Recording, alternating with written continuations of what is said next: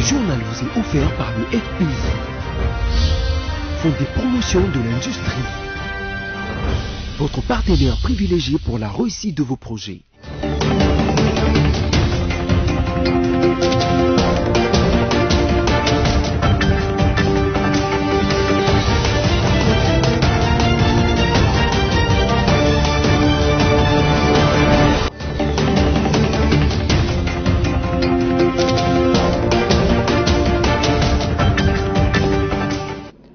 Content de vous retrouver, mesdames, messieurs, pour ce nouveau numéro du journal sur BSC TV, dont voici tout de suite le sommaire.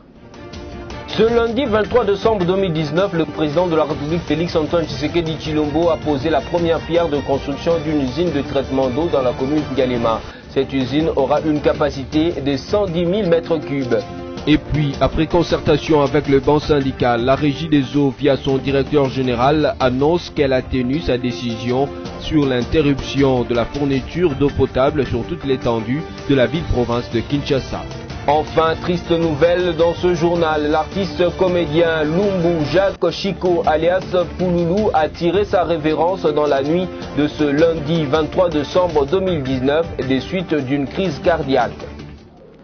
Bienvenue à toutes et à tous. Le président de la République, Félix-Antoine Tshisekedi Tshilombo, a posé ce lundi 23 décembre 2019 la première pierre de construction d'une usine de traitement d'eau dans la commune de Ngaliema à Kinshasa. Cette usine, dont les travaux vont débuter l'année prochaine, aura une capacité de 110 000 mètres cubes. Liévin Louzolo pour les détails. Le chef de l'État congolais, Félix-Antoine Tshisekedi Tshilombo, semble de plus en plus déterminé à en découdre avec la pénurie d'eau dans la capitale congolaise. Kinshasa, mégapole d'environ une douzaine de millions d'habitants, peine à être desservie en eau potable. C'est dans ce cadre que le président Félix Tshisekedi a procédé ce lundi 23 décembre 2019 à la pose de la première pierre de la phase 1 du complexe industriel de traitement d'eau potable à Kinshasa. Ce complexe aura une capacité de 110 000 mètres cubes par jour et ceci s'inscrit dans le souci de combler les déficits dans l'adduction d'eau à la population de la capitale et celle de ses environs qui ne se contentent que de seulement 5 000 mètres cubes au stade actuel. Ce projet est consécutif à celui de Lemba Imbu lancé il y a peu par le chef de l'État pour atteindre le seuil maximal de plus d'1 million de mètres cubes par jour devant servir l'ensemble de la population quinoise estimée à plus ou moins 12 millions d'habitants. Présent à cette cérémonie, le gouverneur de Kinshasa, Gentini Ngobila, a remercié le chef de l'État pour avoir pensé à la population quinoise avant d'assurer au chef de l'État que ce projet sera pérennisé. Et le DG de la Régie des eaux, présent à cette cérémonie, a reconnu que le chef de l'État a fait des efforts pour la matérialisation de ce projet et il a également remercié les partenaires de ce projet. Les travaux de ce complexe qui vont débuter au 4e trimestre de 2020 seront exécutés par l'entreprise chinoise Huawei International Economic and Technical Corporation.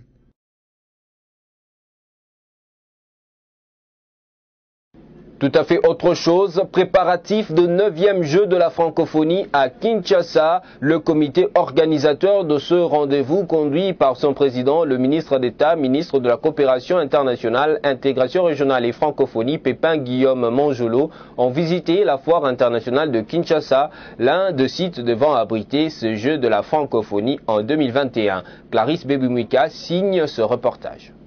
Le comité de pilotage de 9e jeu de la francophonie est passé à l'étape suivante de préparatifs de ce dernier prévu en 2021 à Kinshasa. La foire internationale de Kinshasa, l'un des sites choisis pour l'organisation de ce jeu, a été visité par une forte délégation conduite par le président de ces comités, également ministre d'État en charge de la francophonie, Maître Pépin Guillaume Manjolo, qui a, par la même occasion, dévoilé la maquette conçue pour l'aménagement de ces sites de la FIKIN. On commence le travail factuel maintenant.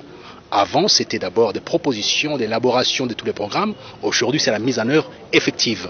Je pense que dans les 10 mois, on sera prêt. Vous parlez 12 mois, moi je vous parle de 10 mois. Dans les 10 mois, on sera prêt.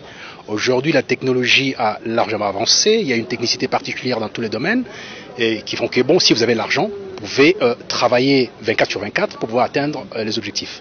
Nous sommes un pays de challenge, on va devoir les réaliser. Outre le ministre d'État à la coopération internationale, intégration régionale et francophonie, la délégation était composée du ministre d'État à la communication, du ministre de la culture et arts, le ministre de la recherche scientifique, le ministre des Sports et Loisirs, le ministre du Commerce extérieur, le gouverneur de la ville de Kinshasa et son adjoint, les représentants du Premier ministre en charge de la culture, ainsi que le directeur général de la FICIN. Signalant qu'une visite guidée de différents pavillons du site a clôturé cette descente. D'un ministère à un autre, la ministre d'État en charge du genre, famille et enfants a entamé une visite dans les orphelinats de la capitale RD congolaise. Béatrice Loméa se rendue à la fondation pédiatrique de Kimbondo, connue sous le nom de Mama Coco, dans la commune de Mongafula, question d'offrir et de partager avec les orphelins et enfants encadrés dans la dite fondation. Esther Pezomba. Avec un effectif de 221 agents, la Fondation pédiatrique de Kimbondo, créée en 1989, prend en charge 468 orphelins et enfants abandonnés. Et c'est dans le cadre de sa mission en charge de la famille et enfants que la ministre d'État Béatrice Loméa Tilité est descendue dans cet établissement public pour se rendre compte de son fonctionnement. Une surprise agréable pour les orphelins et le père Hugo Diaz, l'un des fondateurs de cette pension.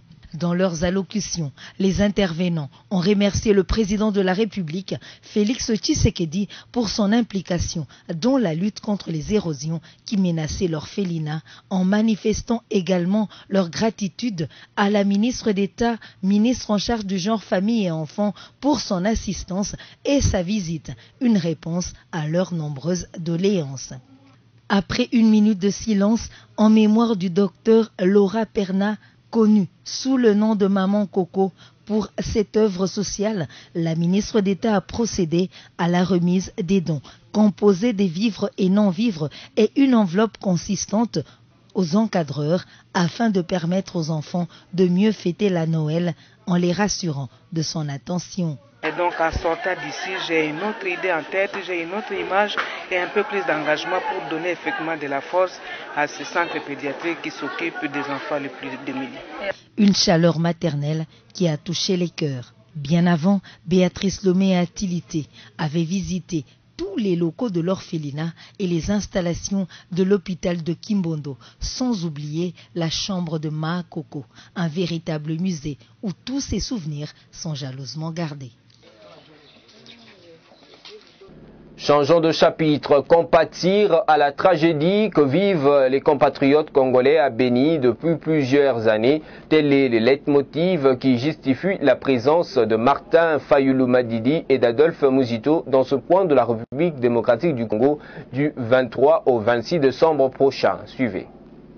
Martin Fayulu Madidi et Adolphe Muzito Fumussi, des cadres de la plateforme Lamuka, séjournent du 24 au 26 décembre 2019 dans les territoires de Béni, dans la province du Nord Kivu. La présence de la délégation de Lamuka à Béni s'inscrit dans les cadres de la compassion et du réarmement moral de la population meurtrie de cette partie du pays par d'incessantes tueries orchestrées par des hommes armés en provenance de certains pays frontaliers.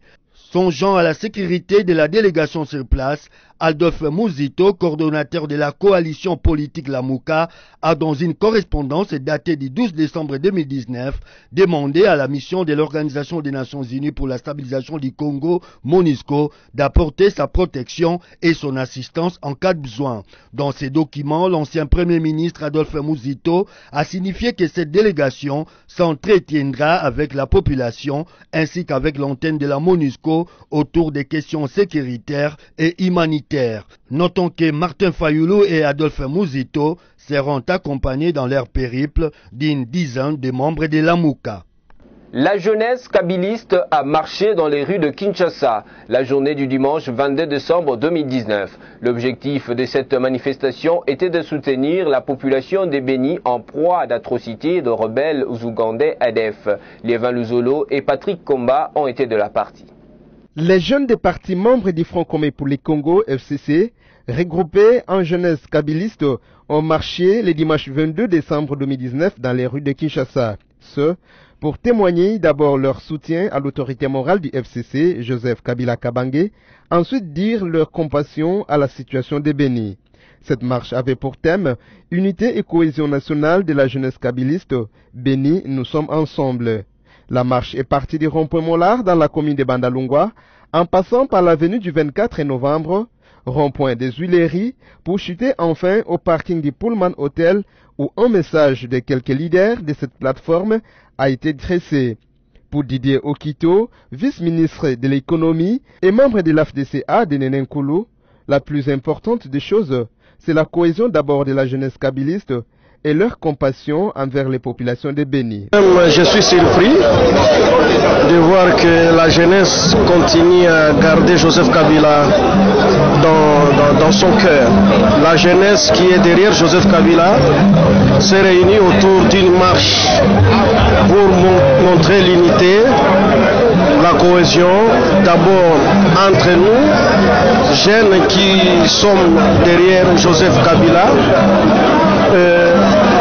présenter un message de soutien, de réconfort à la population de Béni. Nous sommes de cœur avec la population de Béni. Et ce message que nous sommes en train d'envoyer à la population de Béni nous a été donné par l'autorité morale de notre famille, de l'FCC, le sénateur à vie, Joseph Kabila. Pour la ministre d'État, ministre en charge de l'emploi, travail et prévoyance sociale Nenenkulu, c'est la compassion pour la population de Béni qui prévaut et elle en appelle à la cessation des hostilités. À toutes les femmes, à tous les enfants de Béni, nous sommes de cœur avec eux, nous compatissons et nous n'avons pas admettre que ça continue.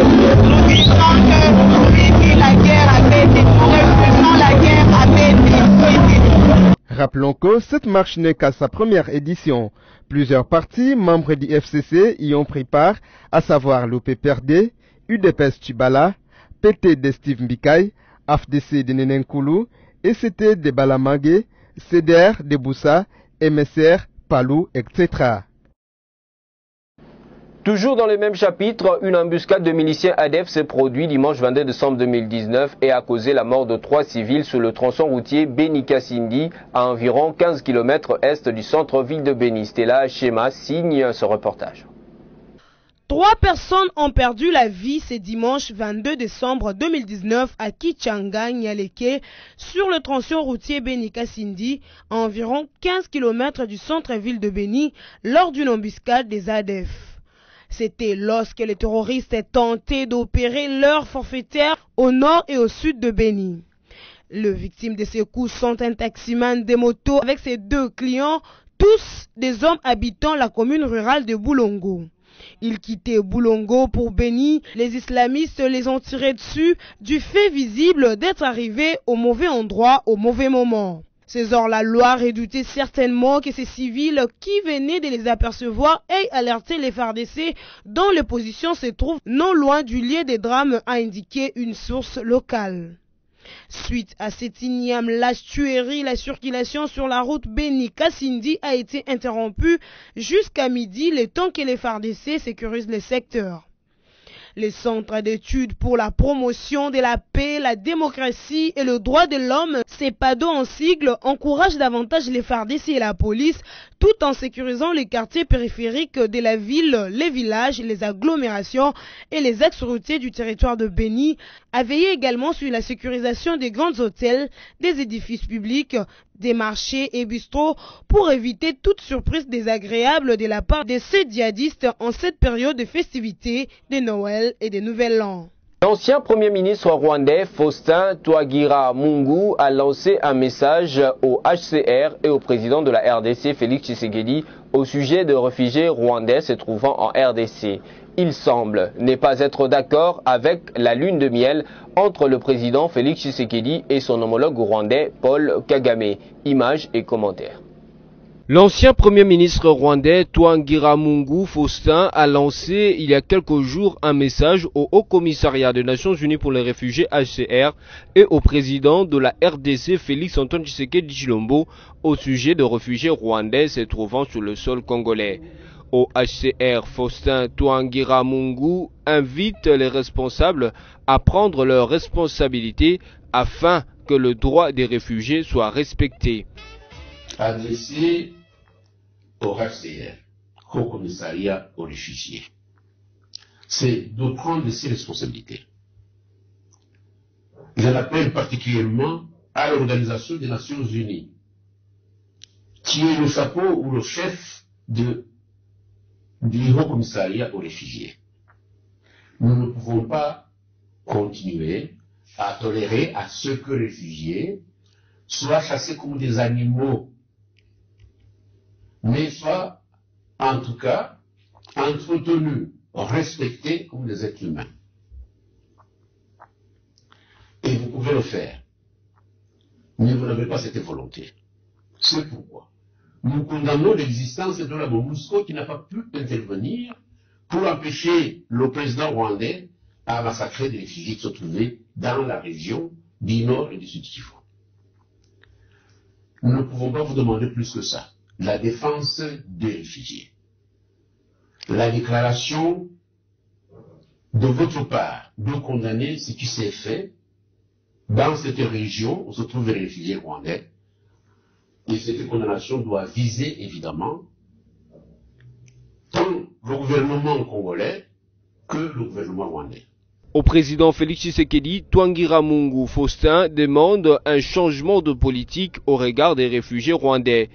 Ce peuple rwandais, c'est un peuple paisible, particulièrement ceux qui se trouvent sur notre territoire. Nous ne vous avons jamais agressé. Tout ce qu'ils demandent, c'est la paix. Cette paix, nous ne pourrons jamais la trouver au Rwanda. Nous ne pouvons que la trouver dans le territoire ou sur le territoire où il se trouve actuellement. Et je vous prie, au nom de notre organisation MRCD, de procéder selon cette volonté de lui accorder un territoire où ils peuvent vivre tranquillement. Le pays, le Congo, est un pays immense. Vous ne demandez pas plus que vous avez. Faustin Twagiramungu semble ne pas être d'accord avec la lune de miel entre Félix Tshisekedi et Paul Kagame, président rwandais. Selon lui, le souhait du Rwanda est de chasser les réfugiés et après réaliser un combat pour prendre les provinces du Nord et Sud Kivu, et cela ne va que en défaveur de la RDC. La générale de carrière et de mines, Gécamines, a démenti toutes les allégations d'un prêt de 200 millions d'euros lui octroyé et éclaire l'opinion sur cette affaire qui entache la réputation de son directeur général Albert Yuma. Stella Achema nous fait le point. La société minière étatique de la République démocratique du Congo, Gécamines, a démenti toutes les allégations d'un prêt de 200 millions d'euros lui octroyé et éclaire l'opinion sur cette affaire qui éclabousse son directeur général Albert Yuma. Dans un communiqué de presse rendu public dont Élection Net a pu parcourir les contenus, cette entreprise minière a indiqué que ces contrats existent et a effectivement été exécuté dans les normes. Selon ces documents, Flairette Moumi, devenu Ventura depuis lors, avait octroyé à Gécamines en octobre 2017 un prêt de 200 millions d'euros. Il était prévu que Gécamines pourra retirer les sommes dont elle aurait besoin sans dépasser le maximum de la somme. En exécution du dit prêt, la somme de 128 millions d'euros avait été sollicitée et finalement perçue par la Gécamines en octobre 2017. Cette créance est arrivée à échéance en avril 2018. Les traces de ces montants existent, chiffres, extraits bancaires, documents comptables, qui renseignent clairement que la quasi-totalité a été versée au Trésor public au titre de paiement avancé sur fiscalité. Mais aussi la lettre du ministre des Finances portant titrisation de cette somme, comme témoignage est-il expliqué dans les communiqués. En société, la régie de distribution d'eau potable, Régie des eaux, a atténué sa décision sur l'interruption dans la fourniture d'eau potable sur l'étendue de la ville de Kinshasa. L'eau coulera dans les robinets de toute la population quinoise afin d'assurer les festivités de fin d'année 2019, a affirmé le directeur général de la Régie des eaux après concertation avec le banc syndical. Strin Soulambi Mukenge pour les détails. Ce n'était qu'un cri d'alarme lancé par la Régie des eaux au gouvernement congolais pour réclamer le non-paiement de ses factures de consommation d'eau. L'eau coulera des robinets des abonnés de la capitale pendant les festivités de fin d'année 2019, a assuré le directeur général de la Régie des eaux, Clément Moubiayi, après sa séance de concertation avec le banc syndical pour l'exécution de la décision du chef de l'État et du Premier ministre de payer une partie de factures de consommation d'eau des instances officielles. Pour mettre la pression aux autorités de Kinshasa, l'intersyndicale de la Régie des eaux avait alerté toute la ville de Kinshasa sur l'interruption de la fourniture d'eau dès le mardi 24 décembre 2019. Suite au tollé qu'a provoqué cette nouvelle sur toute l'étendue de la ville de Kinshasa, le ministère de Finances a, par le biais d'un communiqué de son service de communication, expliqué que la situation est prise en charge. La population quinoise n'a plus à s'inquiéter à ce sujet. Les festivités de fin d'année vont se dérouler sans pénurie d'eau potable comme d'habitude dans tous les quartiers de la capitale desservis par la Régie des eaux. Rappelons que l'intersyndicale de la République avait annoncé que ces usines tombent en panne et les intrants manquent. Elle avait accusé le ministère de Finances de traiter avec lenteur le dossier de la dette publique qui concerne la Régie des eaux, demandant au président de la République Félix Tshisekedi de s'impliquer personnellement. Et puis, triste nouvelle dans ce journal, comme vous l'avez suivi au sommaire, l'artiste comédien Pouloulou, de son vrai nom Jacques Chico Lumbu, a tiré sa révérence la nuit de ce lundi 23 décembre 2019. La vedette du théâtre congolais est morte à Kinshasa des suites d'une crise cardiaque. Images et commentaires.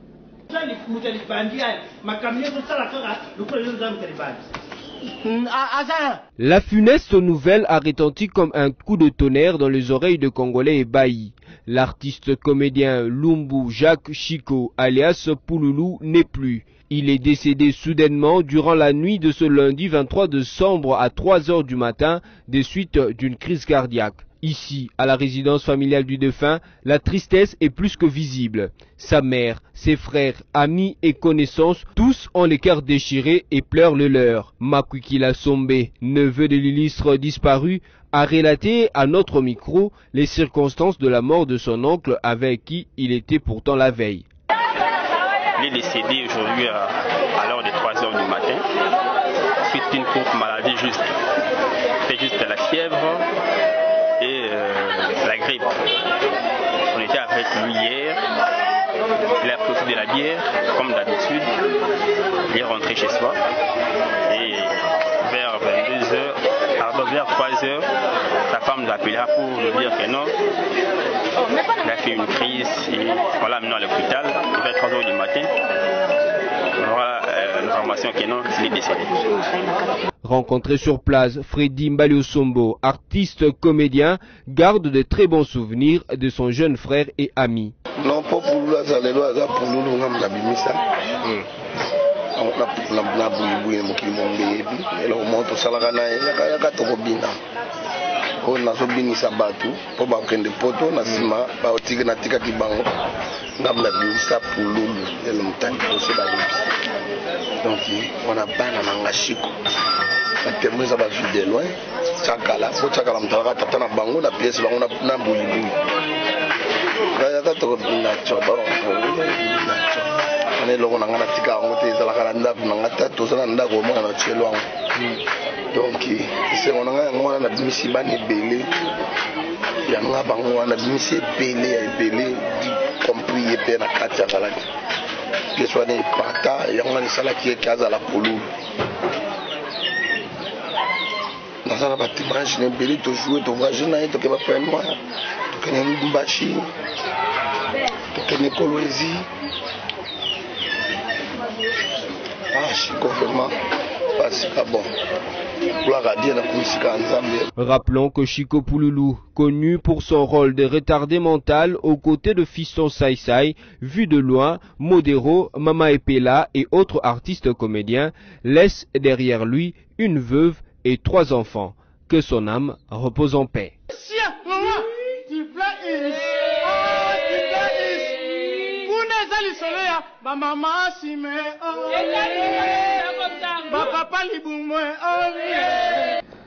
Terminons ce journal, mesdames, messieurs, par les sports. D'un week-end à un autre, le manche aller à la Vodacom Ligue 1 aux interclubs de la CAF se termine. Si à la Vodacom Ligue 1, la manche aller se clôturait samedi 21 décembre avec les rencontres ayant opposé le TP Mazembe à la Renaissance et Sangabalende à Bukavu Dawa sur les terrains congolais. Dans les interclubs de la CAF, le TP Mazembe, l'Es Vita Club et les Daring Club Motema Pembe joueront leurs derniers matchs vendredi et dimanche à l'extérieur du pays. Sami Bosongo.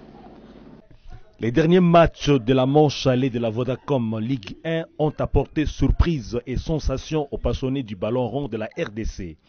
Après les déchirements de son brevet d'invincibilité par la Rangers, le tout-puissant Mazembe a été contré au nul d'un but partout par une équipe héroïque du FC Renaissance samedi 21 décembre au stade de Martyrs. Sa Majesté Sangabalende, qui a perdu ses 3 dernières rencontres, a renoué avec le succès au stade de Kachala Bonzola, aux prises avec les Corbeaux de Bukavu Dawa, ce même samedi. Ces duels de mal classés a vu le sang et or de Mbujumaï s'imposer au finish par 3 buts contre 2. Il reste juste une rencontre, celle qui opposera le DSMP à Maniema Union en janvier 2020. À la trêve en Vodacom Ligue 1, le tout-puissant Mazembe pointe à la tête avec 36 points, suivi du DCMP 28 points, plus 16 de goals à virage après 14 rencontres. L'association sportive Vita, 28 points, plus 12, s'installe à la 3e position avec 28 points. Les surprises de cette manche allaient sont celles du FC Groupe Bazano qui s'est bien comporté au point de figurer dans les top 5 et de l'association sportive Nuki, pourtant performante la saison passée, qui est avant-dernière avec 10 petits points. Aux interclubs de la CAF, 3 des clubs du championnat d'élite de la RDC jouent ce week-end. Le tout-puissant Mazembe joue vendredi 27 décembre au stade 24 novembre de Luanda en Angola face à Primeiro d'Agosto. Son ultime rencontre de la manche allée de la phase de groupe de la Ligue des champions de la CAF dans le groupe A.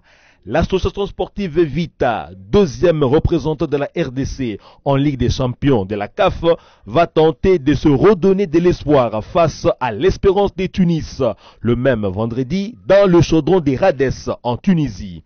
En Coupe de la Confédération de la CAF, le DSMP croise le fer avec le club marocain, la Renaissance de Berkane. C'est dimanche 29 décembre à Berkane au royaume chérifien. Ce journal est terminé, mesdames, messieurs, mais si vous nous avez pris en cours, voici pour vous le rappel de principaux titres. Ce lundi 23 décembre 2019, le président de la République Félix Antoine Tshisekedi Tshilombo a posé la première pierre de construction d'une usine de traitement d'eau dans la commune de Galema. Cette usine aura une capacité de 110 000 mètres cubes. Et puis, après concertation avec le banc syndical, la Régie des eaux, via son directeur général, annonce qu'elle a tenu sa décision sur l'interruption de la fourniture d'eau potable sur toute l'étendue de la ville-province de Kinshasa. Enfin, triste nouvelle dans ce journal, l'artiste comédien Lumbu Jacques Chico alias Pouloulou a tiré sa révérence dans la nuit de ce lundi 23 décembre 2019 des suites d'une crise cardiaque. Nous avons fini pour aujourd'hui. Merci à vous de nous avoir suivis depuis Mboudi Pompage. Restez fidèles au programme des BSC TV et je vais vous retrouver à la fois prochaine et toujours avec le même plaisir. Merci et au revoir.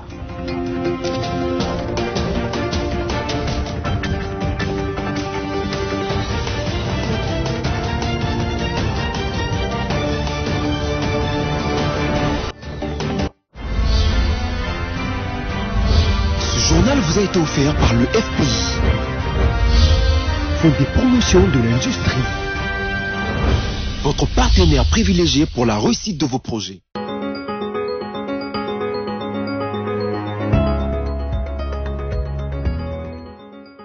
Bienvenue mesdames, messieurs à cette revue de presse en ligne sélectionnée pour vous. Débutons avec Forum des As qui titre Commémoration de la journée de l'alternance le 24 janvier prochain. Félix Tshisekedi confirme la fête mais dans la sobriété. Il n'a jamais été question, compte tenu de nos maigres ressources, de consacrer à cette commémoration un budget exorbitant de 6 millions de dollars américains, précise le chef de l'État, dans sa communication au cours de la 15e réunion ordinaire du Conseil des ministres, vendredi 20 décembre. Après l'annonce électrochoc du jeudi 19 décembre par le ministre près le président de la République du budget de 6 millions de dollars américains pour commémorer la journée de l'alternance au sommet de l'État, Félix Tshisekedi calme la tempête. Rappelant le caractère historique de cette date du 24 janvier prochain, le chef de l'État soutient cependant de manière formelle qu'il n'a jamais été question, compte tenu des nombreuses ressources du pays, de consacrer une bagatelle somme de 6 millions de dollars américains à cette célébration. Poursuivons avec actualité.cd qui écrit Kinshasa. Félix Tshisekedi n'a finalement pas inauguré ce lundi les sauts de moutons de Kinsuka Pompage. Le président Félix Tshisekedi n'a finalement pas inauguré comme prévu ce lundi 23 décembre le saut de moutons érigé à Kinsuka Pompage dans la commune d'Engaliema à Kinshasa. Un ouvrage qui devrait être livré alors qu'il n'est pas totalement fini et avec au moins 3 mois de retard par rapport aux promesses en juillet dernier du directeur général de l'Office des voiries et traînage OVD Benjamin Wenga Masoubi à l'occasion de la visite de Félix Tshisekedi au chantier. Initialement prévu pour aujourd'hui, le saut de mouton de Kinsuka Pompage n'a pas été inauguré. La date de la cérémonie va être connue ultérieurement, annonce la presse présidentielle. Bouclons cette revue de presse avec Okapi.net qui écrit « La ville de Kikwit prépare son 50e anniversaire ». Au mois de mars 2020, la ville de Kikwit dans la province de Kwilu va célébrer son 50e anniversaire. Pour préparer cet événement, le gouvernement provincial a entrepris une série de travaux de réhabilitation de la voirie urbaine, de certaines grandes artères et de lutte contre les érosions. À cette occasion, le maire de Kikwit, Léonard Mutungu, envisage d'organiser une grande fête à laquelle diverses personnalités seront conviées. Fin de cette revue de presse. Merci à vous qui nous avez suivis.